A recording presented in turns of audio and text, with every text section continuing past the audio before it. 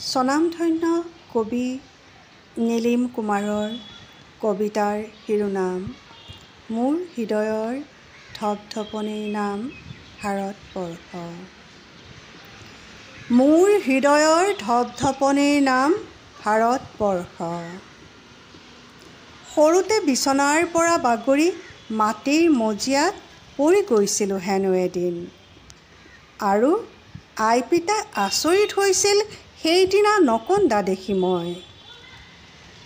মাটিত পৰি মই হেনো নখেৰে আঁচুৰিছিলোঁ তোমাক। হে মোৰ ভাৰতবৰ্ষৰ মাটি, মই হেনো মুখত দিছিলোঁ তোমাক। হে মোৰ ভাৰতবৰ্ষৰ মাটি, সিদিনাই চাগে মোৰ তেজত মিলি গৈছিলা তুমি। সিদিনাই চাগে তোমাৰ মাটিৰ শীতলতাই মোৰ ভিতৰৰ অগ্নিক চিনিছিল।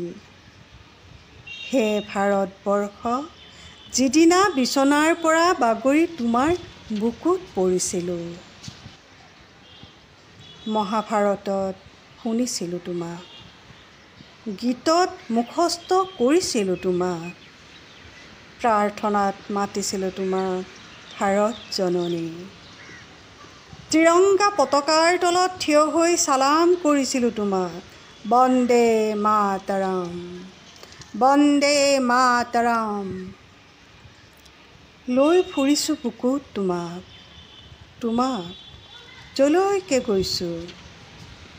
হে ভাৰতবৰ্ষ, মোৰ তেজৰ উত্ৰাৱলে মোৰ মূৰৰ অস্থিৰতাই, মোৰ হৃদয়ৰ কাতৰতাই, মোৰ অসুখ বিপৰ্যয়ে, মোৰ নিজৰ অন্ধকাৰে, মোৰ ইচ্ছা অনিচ্ছাই, মোৰ স্বপ্নভংগতাই একোৱেই মচি পেলাব নোৱাৰিলে তোমাৰ নাম মোৰ আত্মাৰ পৰা। হে ভাৰতবৰ্ষ, কিয়নো যিদিনাই জানি নাজানি মই মুখত দিছিলোঁ তোমাৰ মাটি, সিদিনাই মোৰ পেটত তুমি আহাৰ হৈছিলা। আহাৰৰ পৰা তেজ হৈ এই যে হৃদয়ত তুমি ধপধপ কৰিছা, এই ধপধপনিৰ নাম ভাৰতবৰ্ষ। এই ধপধপনিৰ নাম ভাৰতবৰ্ষ।